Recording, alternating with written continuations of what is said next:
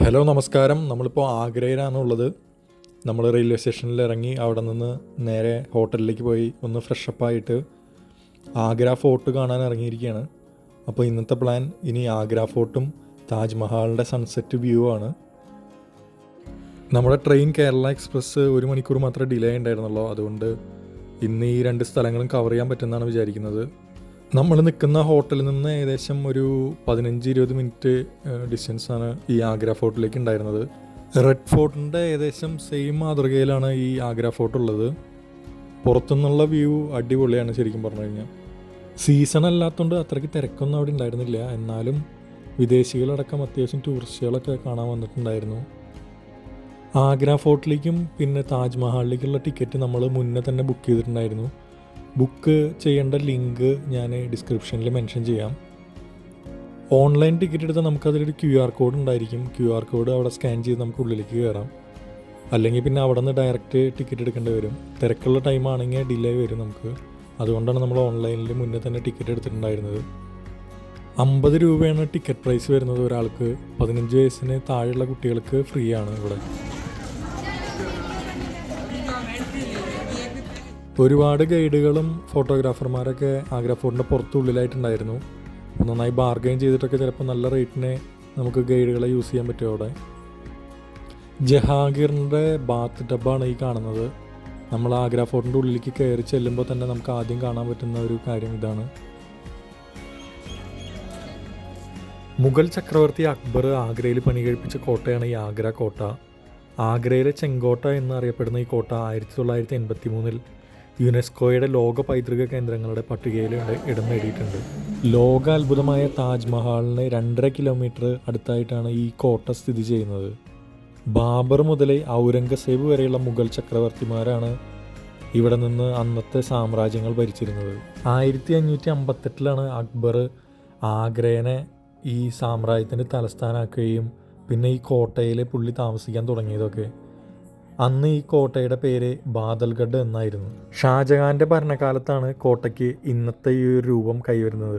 ഷാജഹാനാണെങ്കിൽ തൻ്റെ മുത്തച്ഛനിൽ നിന്ന് വേറിട്ടിട്ടുള്ള വെണ്ണക്കല്ല് കൊണ്ടുള്ള കെട്ടിടങ്ങളാണ് ഇവിടെ കൂടുതലും ഉണ്ടാക്കിയിട്ടുണ്ടായിരുന്നത്.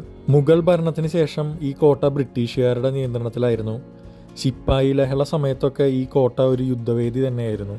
ഇവിടെ നിന്ന് 2-3 വ്യൂ പോയിന്റുകളുണ്ട് നമുക്ക് താജ്മഹാളിനെ കാണാൻ വേണ്ടിയിട്ടുള്ളതായിട്ട്.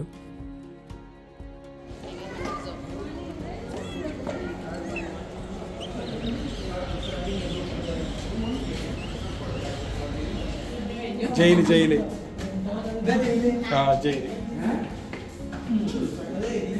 അവിടെ ആൾക്കാർ നിൽക്കുന്നുണ്ട്. ഇതാണ് ഷാജഹാന്റെ ദർബാർ ഏരിയ എന്ന് പറയുന്നത്. പബ്ലിക്കിനോട് സംസാരിച്ചിരുന്ന ഒരു ഏരിയ കൂടിയാണിത്.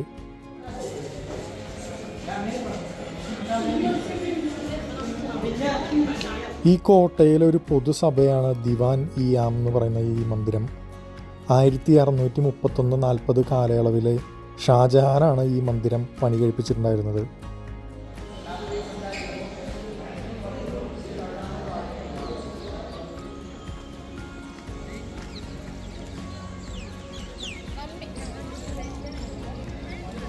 ഫോർട്ട് കണ്ടു തീർന്നു. എങ്ങനെയുണ്ടായിരുന്നു ആഗ്ര ഫോർട്ട്? അപ്പോൾ നമ്മൾ താജ്മഹാൾ കാണാൻ വേണ്ടിയിട്ട് പോവുകയാണ്. അപ്പോൾ ആഗ്ര ഫോർട്ട് കംപ്ലീറ്റ് ആയി. അത്യാവശ്യം ഫോട്ടോസും കാര്യങ്ങളൊക്കെ എടുത്തിട്ടുണ്ടായിരുന്നു. ഇനി താജ്മഹാൾ കാണാൻ പോകും. നമ്മളപ്പോൾ അവിടെ നിന്ന് നേരെ താജ്മഹാളിലേക്കാണ് പോയത്. താജ്മഹാൾ തൊട്ടടുത്താണ്. ഇവിടെ നിന്ന് ഏകദേശം ഒരു 15 മിനിറ്റ് യാത്ര തന്നെ ഉണ്ടായിരുന്നുള്ളൂ അവിടെ നിന്ന്. താജ്മഹാളിൻ്റെ അതുവരെ മറ്റേ ഇത് പോയിണ്ടാവും, നമ്മുടെ മെട്രോ പോയിണ്ടാവും. മെട്രോയോ? ആ, ഇതുവരെ ഉള്ളോ? കഴിഞ്ഞു.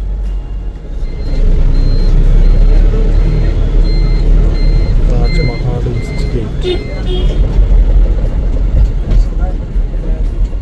താജ്മഹാളിൻ്റെ തൊട്ടടുത്ത് വരെ നമ്മുടെ വണ്ടികളൊന്നും കടത്തി വിട്ടില്ല.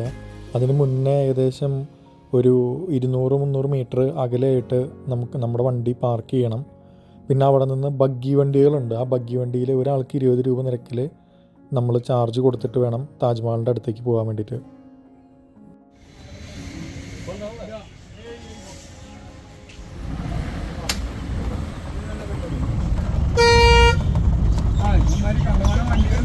ഉണ്ട്, ഇത് ട്രിപ്പ് അടിച്ചോണ്ടിരിക്കുക.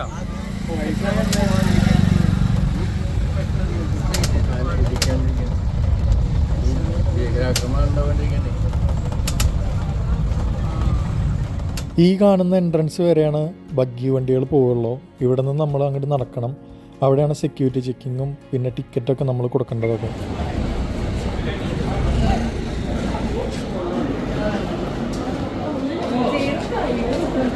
നമ്മുടെ എൻട്രി ടിക്കറ്റ് നമ്മൾ തലേ ദിവസത്തെ ടിക്കറ്റ് ബുക്ക് ചെയ്യാത്തത് കൊണ്ട് നമ്മളവിടെ ഡയറക്റ്റ് പൈസ കൊടുത്ത് ടിക്കറ്റ് എടുക്കാനുണ്ടായിരുന്നത്. അപ്പോൾ നമുക്ക് കിട്ടുന്നത് ഇതുപോലുള്ള ചെറിയ ആ ടോക്കനാണ്. ആ ടോക്കനാണ് നമുക്ക് അവിടെ എൻട്രൻസിൽ കാണിക്കേണ്ടത്. അത് സ്കാൻ ചെയ്യുമ്പോഴാണ് നമുക്ക് ഈ ഗേറ്റ് ഓപ്പൺ ആയി വരുന്നത്. നമ്മളെല്ലാവരും ഭയങ്കര എക്സൈറ്റഡ് ആയിരുന്നു ഈ ടൈമിൽ. കാരണം ലോകാത്ഭുതമായ താജ്മഹൽ നമ്മൾ ഫസ്റ്റ് ടൈമാണ് കാണുന്നത്, ജീവിതത്തിൽ ആദ്യമായിട്ട്.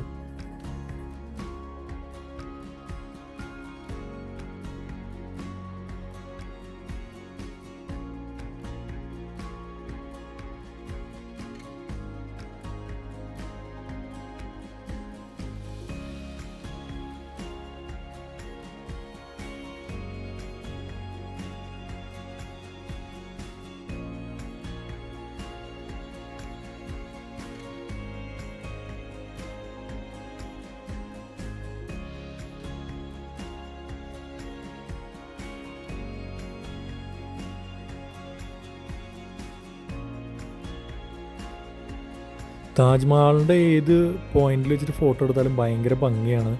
നമ്മൾ ഒരുപാട് ഫോട്ടോസൊക്കെ എടുത്തു, മാക്സിമം എൻജോയ് ചെയ്തു, സൺസെറ്റ് കണ്ടു. ഇപ്പോഴത്തെ താജ്മഹൽ വിസിറ്റ് കംപ്ലീറ്റ് ആയിപ്പോൾ. ഇനിയിപ്പോൾ നമ്മൾ നേരെ ഹോട്ടലിലേക്ക് പോകും. ചിലപ്പോൾ നമ്മൾ ഭക്ഷണം കഴിച്ചിട്ടായിരിക്കും പോവുക പുറത്തുനിന്ന്, അല്ലെങ്കിൽ ഹോട്ടലിൽ നിന്ന് ഫുഡ് കഴിക്കും. ഫ്രഷായിട്ട് ഇനി നാളെ രാവിലെ സൺറൈസ് കാണാൻ വരണം. നമുക്ക് കിട്ടി ഈ ടോക്കൺ അവിടെ നമ്മൾ തിരിച്ചു കൊടുക്കണം. അപ്പോഴാണ് നമുക്ക് പുറത്തേക്കുള്ള ഗേറ്റ് ഓപ്പൺ ആയിട്ട് വരിക. തിരിച്ച് നമ്മൾ ഈ ബഗ്ഗി വണ്ടികളിൽ തന്നെയാണ് നമ്മുടെ വണ്ടി പാർക്ക് ചെയ്തിട്ടുള്ള സ്ഥലത്തേക്ക് പോകുന്നത്. അപ്പോൾ അങ്ങോട്ടും 20 രൂപയാണ് ഓരോരുത്തർക്ക് ചാർജ്. തിരിച്ചു പോവാണ് നേരെ ഹോട്ടലിലേക്ക്, അല്ലെങ്കിൽ ചിലപ്പോൾ റെസ്റ്റോറൻറ്റിൽ പോവും. നോക്കാം. നമ്മുടെ വണ്ടി ഇതാണ്, മോഹിനി ട്രാവൽസ്.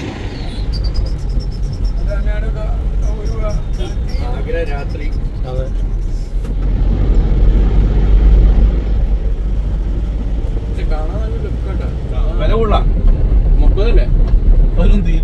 അപ്പോൾ എല്ലാവരും ടയേർഡായ കാരണം പുറത്തുനിന്നുള്ള ഫുഡ് നമ്മൾ ഉപേക്ഷിച്ചു. നമ്മൾ ഹോട്ടലിൽ തന്നെ ഫുഡ് കഴിക്കാൻ തീരുമാനിച്ചു.